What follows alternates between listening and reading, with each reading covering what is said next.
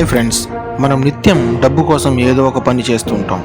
అసలు ఈ ధనం అనే వ్యవస్థ ఎక్కడి నుండి వచ్చిందో, అసలైన డబ్బు ఎవరు కనిపెట్టారో తెలుసా?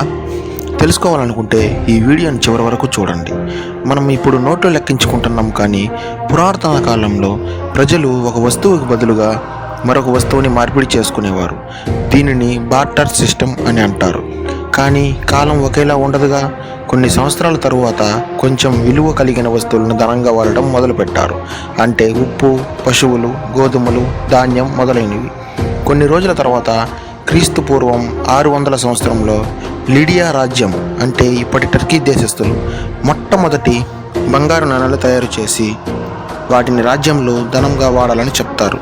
తరువాత చైనాలో క్రీస్తు శకం 900 సంవత్సరంలో మొదటిసారిగా కాగితంతో చేసిన ధనం వాడటం మొదలుపెట్టారు. మార్కో పోలో అనే ఇటలీ ప్రయాణికుడు చైనాలో ఈ విధానం చూసి యూరప్కి వివరిస్తాడు. యూరప్తో సహా అన్ని దేశాలు ఒక సెంట్రల్ బ్యాంకును ఏర్పాటు చేసుకోవాలని అనుకుంటాయి.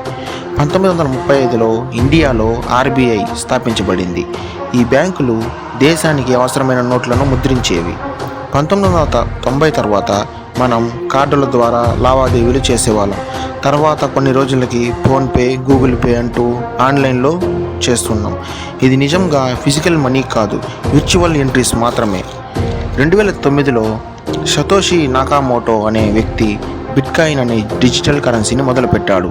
గోధుమలు, వరి ఇచ్చే మార్పిడి వ్యవస్థ నుంచి బిట్కాయిన్ వరకు డబ్బు రూపం మారింది, కానీ దాని విలువ మారలేదు. చూద్దాం రాబోయే కాలంలో ఎలా మారుతుందో ఏంటో.